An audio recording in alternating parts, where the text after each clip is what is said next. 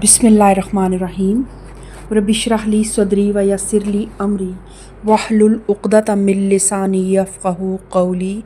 वजअल ली वज़ीरम मिन Ahli rabbi ज़िदनी इल्मा। सूरह आराफ। पिछले लेक्चर में हमने किस्सा आदम और इब्लीस को पढ़ा और ये किस्सा कुरान पाक में काफ़ी मुकामात पर आया है। और सूरह बकरा में जब ये किस्सा आया तो उसमें से भी हमने अपने लिए कुछ लेसन्स निकाले। मैं अपने उस लेक्चर का लिंक डिस्क्रिप्शन में डाल दूँगी। उसमें यह था कि किस्सा आदम और इब्लीस से हमने क्या सबक सीखे। वो कुछ रवैये थे जिनके मुतालिक मैंने बताया कि हमने इन रवैयों से बचना है। और आज किस्सा आदम और इब्लीस जब दोबारा आया तो हम किसी और एंगल से इस किस्से को देखेंगे कि किस तरह इंसान के अंदर ये जो शर्म और हया का जज्बा है ना, इसके मुतालिक हम कुछ मज़ीद जानने की कोशिश करेंगे। और इस किस्से से चंद अहम हकीकतों पर रोशनी पड़ती है जिनसे आज हम कोशिश करते हैं कि इसको गहराई में देखें कि इंसान के अंदर ये जो हया का मादा है इसकी क्या हैसियत है और हया का क्या मुकाम है। हदीस में है कि नबी करीम सल्लल्लाहु अलैहि वसल्लम ने फरमाया कि हया जो है वो इंसान को ज़ीनत बख्शती है और बेहयाई जो है वो उसको ऐबदार कर देती है।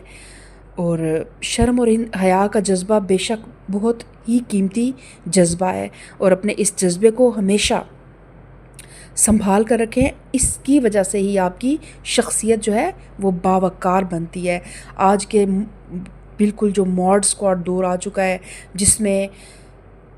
मॉडर्निज़म को, बेहयाई को ना मॉडर्निज़म का नाम दे दिया गया है। तो इस गलत फहमी से हमने निकलना है कि अप टू डेट होना एक और चीज़ होती है आपका, लेकिन इसका मतलब ये नहीं कि आप बेहयाई की हदूद को क्रॉस कर जाएं।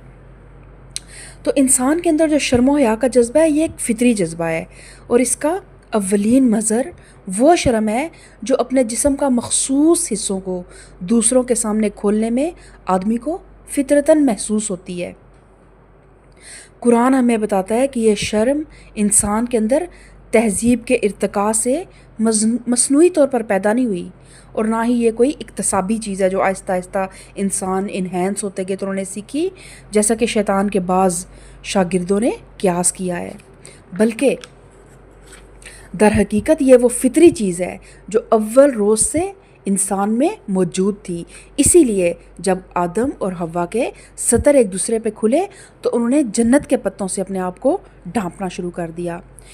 शैतान की पहली चाल जो उसने इंसान को फितरत इंसानी की सीधी राह से हटाने के लिए चली ये थी कि उसने उसके जज्बा शर्म हया पर ज़रब लगाई और उसको उरियानी के रास्ते से उसके लिए फ़वाहिश का रास्ता खोला और उसको जिनसी मामलात में बदराह करने की कोशिश की। और दूसरे अल्फाज में समझे कि उसने अपने हरीफ के महाज में ज़ईफ़ तरीन मुकाम जो उसने हमले के लिए तलाश किया, यानी कि एक हद से गिरा हुआ एक अंदाज़ उसने अपनाया, वो उसकी ज़िंदगी का जिनसी पहलू था। और पहली ज़रब जो उसने लगाई वो उस मुहाफ़िज़ फसील पर लगाई जो शर्म और हया की सूरत में अल्लाह ताला ने इंसानी फितरत में रखी थी। शयातीन और इनके शागिर्दों की यह रविश आज तक जूं की तू कायम है। तरक्की का कोई काम उनके यहाँ शुरू नहीं हो सकता जब तक कि हम देखते हैं कि औरत को बेपर्दा करके वो बाज़ार में ना ला खड़ा करें और उसे किसी न किसी तरह उरियान ना कर दें। आप देखें कि आप एड्स में ही देख लें, किसी भी चीज़ का ऐड है, गाड़ी के टायर का ऐड है, पंक्चर का ऐड है, शेविंग क्रीम का ऐड है, हर चीज़ में औरत ज़रूर है और औरत को एक शोपीस बना के पेश कर दिया गया है। और यह भी इंसान की ऐन फितरत है कि वो बुराई की खुली दावत को कम ही कबूल करता है। तो उसे अमूमन जाल में फंसाने के लिए हर दाई शर को खैर ख्वाह के भेस में ही आना पड़ता है कि कोई भी इंसान जो है ना वो इस तरह स्लिप होकर फ़ौरन बुराई को कबूल नहीं करता। अक्सर जो लोग भी उसको भटकाने की कोशिश करते हैं, ख्वाह वो शयातीन हो, ख्वाह वो इंसानी भेस में हो, इंसानों की शक्ल में शयातीन हो, वो करते क्या कि खैर ख्वाह बन के आते हैं और इंसान के अंदर माली अमूर मसलन बशरियत से बाला तर मुकाम पर पहुँचने या हयात जाविदा हासिल करने की एक फ़ितरी प्यास मौजूद है। यानी इंसान कहीं ना कहीं انسان کے اندر ایک یہ ٹھکا چھپا پوشیدہ پنہاں ایک جذبہ ہے کہ اس کو ایک دائمی زندگی مل جائے، یا وہ کچھ مافوق الفطرت بننا چاہتا ہے، یا اس کے اندر یہ چیزیں بھی تھوڑی سی موجود ہیں۔ تو شیطان کو اسے فریب دینے میں پہلی کامیابی اسی ذریعے سے ہوئی کہ اس نے انسان کو اس خواہش سے اپیل کیا۔ شیطان کا سب سے زیادہ چلتا ہوا حربہ یہ ہے کہ وہ آدمی کو بلندی پر لے جائے اور موجودہ حالت سے بہتر حالت پر پہنچا دینے کی امید دلاتا ہے، اور پھر اس کے لیے وہ راستہ پیش کرتا ہے جو الٹا اسے پستی کی طرف لے جاتا ہے۔ یعنی اللہ تعالیٰ فرماتا ہے نا کہ شیطان کے وعدے دھوکے کے سوا کچھ نہیں ہیں، تو وہ بھی انسان کو ایسے سبز باغ دکھاتا ہے اور چکنی چپڑی باتیں اور خیال اس کے دل میں ڈال کر اس کو اس جگہ پہ لے جاتا ہے جہاں سے وہ درکے اسفل میں گر جاتا ہے، جہاں واپسی کا کوئی پھر راستہ نہیں بچتا۔ اور عام طور پر جو یہ مشہور ہو گیا ہے کہ شیطان نے پہلے حضرت حوا کو دام فریب میں گرفتار کیا اور پھر انہیں حضرت آدم کو پھنسانے کے لیے آلہ کار بنایا، قرآن اس کی تردید کرتا ہے۔ اس کا بیان یہ ہے کہ شیطان نے دونوں کو دھوکہ دیا اور دونوں اس سے دھوکہ کھا گئے۔ بظاہر یہ بہت چھوٹی سی بات معلوم ہوتی ہے، لیکن جن لوگوں کو معلوم ہے کہ حضرت حوا کے متعلق اس مشہور روایت نے دنیا میں عورت کے اخلاقی، قانونی اور معاشرتی مرتبے کو گرانے میں کتنا زبردست حصہ لیا ہے، وہی قرآن کے اس بیان کی حقیقی قدر و قیمت سمجھ سکتے ہیں۔ یعنی کہ باقاعدہ اس طرح کے ناولز ہیں جن میں آدم اور حوا کے قصے میں کو بیس بنا کر مرد جو ہیں وہ عورت کو بلیم کرتا ہے کہ تمہاری وجہ سے میں جنت میں بے دخل ہوا۔ تو حقیقت کیا ہے کہ دونوں ہی اس دھوکے کا شکار ہوئے تھے،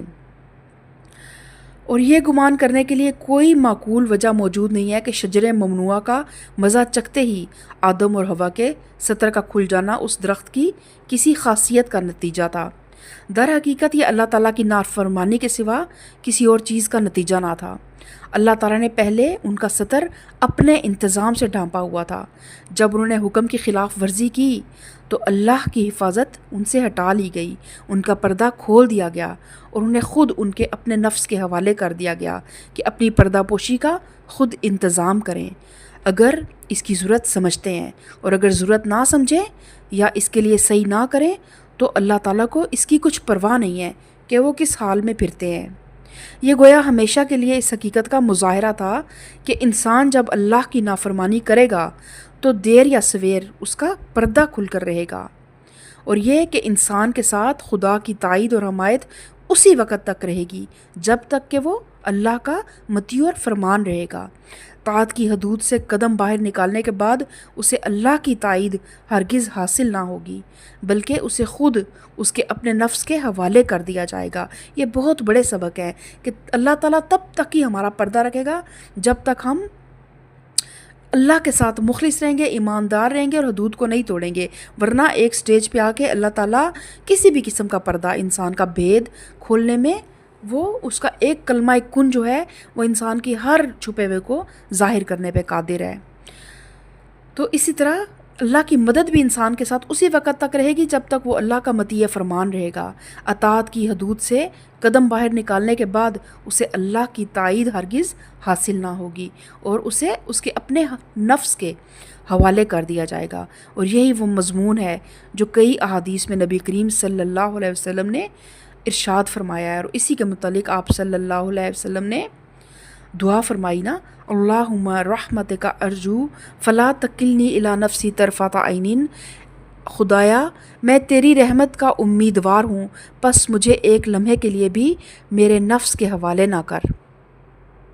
اور شیطان یہ ثابت کرنا چاہتا تھا کہ انسان اس فضیلت کا مستحق نہیں ہے جو اس کے مقابلے میں انسان کو دی گئی ہے، لیکن پہلے ہی مارکے میں اس نے شکست کھائی۔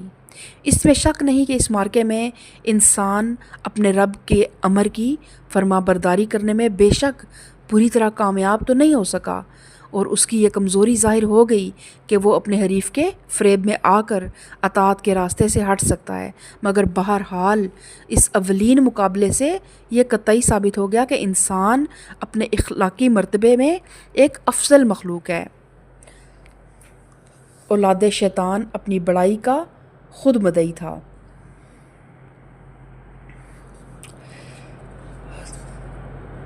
شیطان جو تھا وہ اپنی بڑائی کا خود مدعی تھا، اور انسان اس نے کبھی یہ دعویٰ نہیں کیا، اس نے خود اپنے آپ سے یہ دعویٰ کبھی نہیں کیا، بلکہ بڑائی اسے دی گئی، اللہ نے خود اس کو دی۔ دوسرا یہ کہ شیطان نے خالص غرور اور تکبر کی بنا پر اللہ کے امر کی نافرمانی آپ اپنے اختیار سے کی، اور انسان نے جو نافرمانی کی نا، وہ اس نے خود اختیار نہیں کی تھی، بلکہ شیطان کے بہکانے سے وہ اس میں مبتلا ہو گیا تھا۔ ثالثاً، انسان نے شر کی کھلی دعوت کو قبول نہیں کیا، بلکہ داعی شر کو داعی خیر بن کر اس کے سامنے آنا پڑا۔ وہ پستی کی طلب میں نہیں گیا، بلکہ اس دھوکے میں مبتلا ہو کر گیا کہ یہ راستہ اسے بلندی کی طرف لے جائے گا۔ چوتھا یہ کہ شیطان کو تنبیہ کی گئی تو وہ اپنے قصور کا اعتراف کرنے اور بندگی کی طرف پلٹ آنے کی بجائے نافرمانی پر اور زیادہ جم گیا، اور جب انسان کو اس کے قصور پر متنبہ کیا گیا تو اس نے شیطان کی طرح سرکشی نہیں کی، بلکہ اپنی غلطی کا احساس ہوتے ہی وہ نادم ہو گیا، اور اپنے قصور کا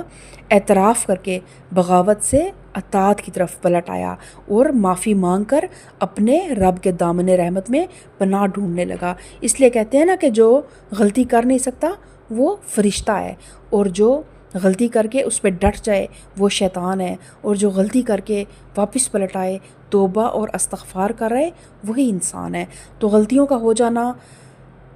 انسان ہونے کے ناطے ہم خطا کے پتلے ہیں، غلطیاں ہوتی رہیں گی، بار بار ہوتی رہیں گی، شیطان ہر قدم پہ جال بچھائے گا، تو مایوس نہیں ہونا۔ دو چیزیں شیطان دل میں ڈالتا ہے، ایک تو یہ ڈالتا ہے کہ اب تمہاری معافی کا کوئی راستہ نہیں ہے۔ ابلیس اسے اس لیے کہا گیا ہے کہ وہ اللہ کی رحمت سے مایوس ہو چکا ہے، اور اسے پتہ ہے کہ میرے لیے معافی کے دروازے بند ہو چکے ہیں، لیکن انسان کبھی اللہ کی رحمت سے مایوس نہیں ہونا چاہیے۔ انسان کو جتنی بھی غلطی ہو جائے توبہ کریں صدقے دل سے، اور دوبارہ اس غلطی کا اعادہ نہ کریں، اپنے گناہ پہ شرمندہ ہوں اور اس گناہ کو نیکیوں سے مٹانے کی کوشش کریں، کیونکہ آپ صلی اللہ علیہ وسلم کی حدیث مبارکہ کا مفہوم ہے کہ نیکیاں جو ہے نا وہ گناہوں کو مٹا دیتی ہیں۔ تو اس لیے اگر کوئی غلطی ہو جائے تو فوراً صدقہ کریں، خیرات کریں، 2 نفل پڑھ کے اللہ تعالیٰ سے استغفار کریں، کوئی نیکی کا کام کر لیں تو اللہ تعالیٰ معاف کرنے والا ہے۔ اس طرح شیطان کی راہ اور وہ راہ جو انسان کے لائق ہے، دونوں ایک دوسرے سے بالکل متمیز ہو گئی، بالکل پتہ چل گیا، کلیئر ہو گئی کہ اب کون سا راستہ شیطان کا ہے اور کون سا راستہ انسان کا ہے۔ خالص شیطانی راہ یہ ہے کہ بندگی سے منہ موڑے، اللہ کے مقابلے میں سرکشی اختیار کرے،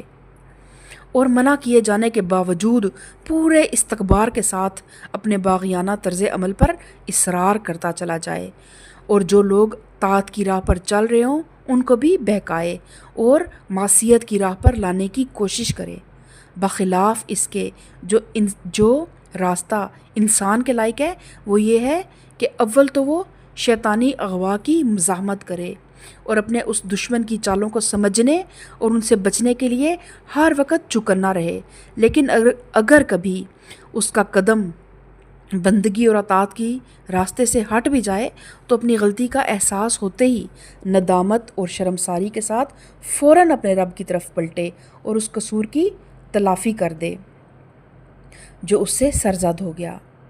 یہی وہ سبق ہے جو اللہ تعالیٰ اس قصے سے یہاں دینا چاہتا ہے، اور یہاں یہ ذہن نشین کرانا مقصود ہے کہ جس راہ پر تم لوگ جا رہے ہو یہ شیطان کا راہ ہے۔ دیکھیں اہل مکہ کا ذکر ہو رہا تھا نا کہ اللہ تعالیٰ سورہ انعام میں بھی اہل مکہ سے خطاب کر رہا تھا، اور پھر یہاں پر بھی اللہ تعالیٰ نے ایک اوورال پوری انسانیت سے خطاب کیا، یہود سے خطاب کیا، اور پھر بنی آدمہ سے اللہ تعالیٰ نے خطاب کیا،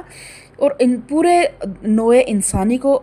شیطان کے راستے کے بارے میں بتا دیا اور انسان کے راستے کے بارے میں بتا دیا۔ تو یہ ذہن نشین کرانا مقصود ہے کہ جس راستے پر تم لوگ جا رہے ہو یہ شیطان کی راہ ہے، یہ تمہارا خدائی ہدایت سے بے نیاز ہو کر شیاطین جن و انس کو اپنا ولی اور سرپرست بنانا، اور یہ تمہارا پے در پہ تنبیہات کے باوجود اپنی غلطی پر اصرار کیے جانا، یہ دراصل خالص شیطانی رویہ ہے۔ تم اپنے ازلی دشمن کے دام میں گرفتار ہو گئے ہو، اور اس سے مکمل شکست کھا رہے ہو، اور اس کا انجام پھر وہی ہے جس سے شیطان خود دوچار ہونے والا ہے کہ وہ خود بھی جہنم میں جائے گا اور تمہیں بھی جہنم میں لے کر جائے گا۔ اگر تم حقیقت میں خود اپنے دشمن نہیں ہوگے اور کچھ بھی ہوش تمہیں باقی ہے تو سنبھلو اور وہ راہ اختیار کرو جو آخرکار تمہارے باپ اور تمہاری ماں آدم اور حوا نے اختیار کی تھی۔ کہ انہوں نے کیا کیا تھا؟ انہوں نے فوراً اپنی غلطی پہ اللہ تعالیٰ سے توبہ کی تھی۔ بے شک ان کی توبہ اللہ تعالیٰ نے قبول کی، اس میں ٹائم لگا، لیکن اللہ تعالیٰ نے بہرحال ان کی توبہ کو قبول فرمایا، اور انہوں نے دعا کی، ربنا ظلمنا انفسنا وَإِن لَّمْ تَغْفِرْ لَنَا وَتَرْحَمْنَا لَنَكُونَنَّ مِنَ الْخَاسِرِينَ۔ دونوں بول اٹھے، اے رب ہم نے اپنے اوپر ستم کیا، اب اگر تو نے ہم سے درگزر نہ فرمایا اور رحم نہ کیا تو یقیناً ہم تباہ ہو جائیں گے۔ تو پھر آگے آیت نمبر 25 میں اللہ تعالیٰ فرماتا ہے، قَالَ اهْبِطُوا بَعْضُكُمْ لِبَعْضٍ عَدُوٌّ وَلَكُمْ فِي الْأَرْضِ مُسْتَقَرٌّ وَمَتَاعٌ إِلَىٰ حِينٍ قَالَ فِيهَا تَحْيَوْنَ وَفِيهَا تَمُوتُونَ وَمِنْهَا تُخْرَجُونَ۔ فرمایا اتر جاؤ، تم ایک دوسرے کے دشمن ہو اور تمہارے لیے ایک خاص مدت تک زمین ہی میں جائے قرار اور سامان زیست ہے، اور فرمایا وہیں تم کو جینا اور وہیں مرنا ہے، اور اسی میں تم کو آخرکار نکالا جائے گا۔ تو پھر اللہ تعالیٰ نے ان کو، یعنی کہ جب وہ ان کے لباس اتر گئے، پھر انہیں توبہ کی، تو اللہ تعالیٰ نے پھر ان کو وہاں سے اترنے کا حکم دیا۔ تو یہ شبہ نہ کیا جائے کہ حضرت آدم اور حوا علیہ السلام کو جنت سے اتر جانے کا یہ حکم سزا کے طور پر دیا گیا تھا۔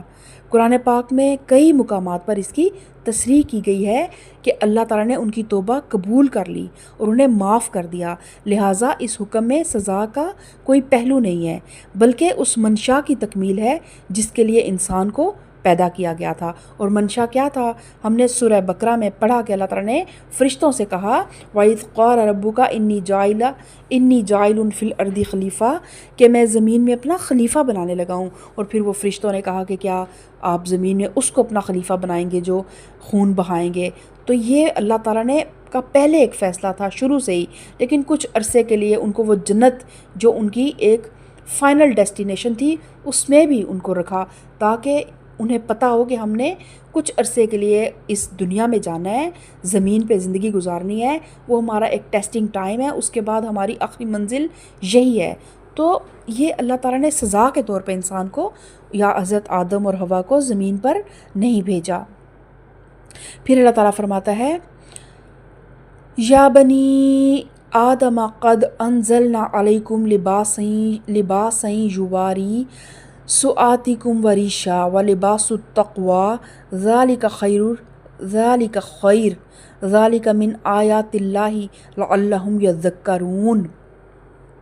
اے اولاد آدم،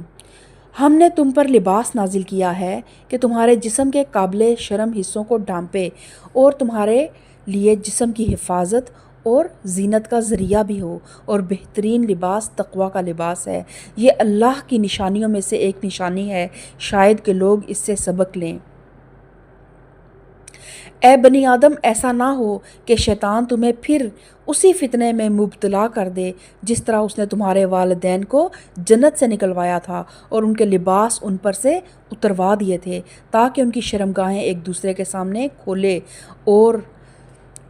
وہ اور اس کے ساتھی تمہیں ایسی جگہ سے دیکھتے ہیں جہاں سے تم انہیں نہیں دیکھ سکتے۔ ان شیاطین کو ہم نے ان لوگوں کا سرپرست بنا دیا ہے جو ایمان نہیں لاتے۔ تو اب قصہ آدم اور حوا کے ایک خاص پہلو کی طرف توجہ مبذول کر کے اہل عرب کے سامنے خود ان کی اپنی زندگی کے اندر شیطانی اغوا کے ایک نمایاں ترین اثر کی نشان دہی فرمائی جا رہی ہے۔ یہ لوگ لباس کو صرف زینت اور موسمی اثرات سے بچنے کے لیے استعمال کرتے تھے، لیکن اس کی سب سے جو بنیادی غرض ہے نا، بنیادی جو لباس کا سب سے پہلا غرض ہے وہ یہ ہے کہ جسم کے قابل شرم حصوں کی پردہ پوشی، اس کی ان کے نزدیک کوئی اہمیت نہیں تھی۔ انہیں اپنے سطر دوسروں کے سامنے کھول دینے میں کوئی باغ محسوس نہیں ہوتا تھا، کوئی شرم نہیں آتی تھی۔ برہنہ منظر عام پر نہا لینا، راہ چلتے قضائے حاجت کے لیے بیٹھ جانا،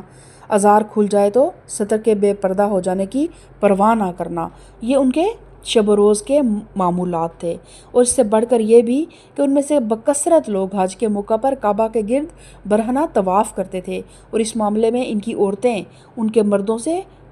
اور کچھ، یعنی کہ ان کی جو عورتیں تھیں نا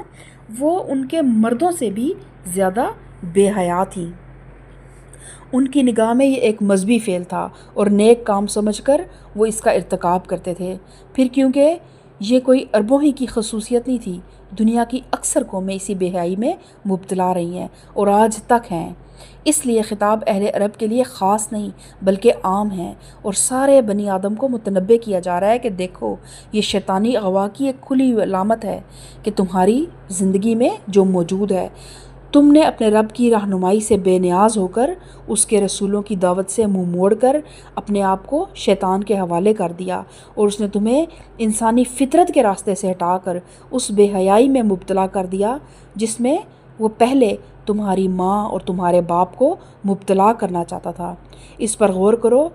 تو یہ حقیقت تم پر کھل جائے گی کہ رسولوں کی رہنمائی کے بغیر تم اپنی فطرت کے ابتدائی مطالبات تک نہیں پہنچ سکتے اور نہ ان کو پورا کر سکتے ہو۔ تو آج کا لیکچر ہمارا یہیں تک ہم رکھیں گے، اور مزید اس کے اوپر ہم ڈسکشن انشاءاللہ اگلے لیکچر میں کریں گے۔ لیکن اس لیکچر میں بھی بہت سی باتیں، بہت سی سمجھ لیں کہ ایسی باتیں ہیں جو ہماری نئی نسل کے لیے خصوصاً بہت ضروری ہیں، جنہیں یہ لگتا ہے کہ اگر وہ اپنے حسن کو لوگوں کے سامنے نہیں دکھائیں گے تو شاید ان کی ویلیو نہیں ہوگی، یا ان کو اپنی ورتھ گین کرنے کے لیے اپنے آپ کو بے لباس کرنا پڑے گا۔ تو یہ صرف ایک شیطانی وار ہے۔ ہر وہ عورت باوقار ہے جو اپنے آپ کو چھپا کے رکھتی ہے اور اپنے آپ کو، کیونکہ اللہ تعالیٰ نے کیا فرمایا کہ شیطان کے ساتھی تمہیں وہاں سے دیکھتے ہیں جہاں سے تم انہیں نہیں دیکھ سکتے، اور یہ باتیں برحق ہیں، ہمیں یہ چیزیں نظر نہیں آتی ہیں، لیکن واقعی آج کل یہ جتنی بھی بیماریاں، نفسیاتی مسائل ہیں، یہ اسی وجہ سے ہیں کہ ہم لوگ اپنی ان چیزوں کا خیال نہیں رکھتے، اور یہی چیزیں ہمیں تنگ کر رہی ہوتی ہیں۔ انشاءاللہ یہ ایک بہت ڈیپ جو ہے وہ ٹاپک ہے، اس کے اوپر بھی انشاءاللہ کچھ لیکچرز بھی ریکارڈ کریں گے، اور کچھ مزید اس کے بارے میں اگلے لیکچرز میں جاننے کی کوشش کریں گے۔ اللہ تعالیٰ ہم سب کو قرآن کو بہترین انداز میں سمجھنے اور سمجھانے کی توفیق عطا فرمائے، آمین ثم آمین۔ سبحان ربک رب العزت عما یصفون وسلام علی المرسلین والحمد للہ رب العالمین۔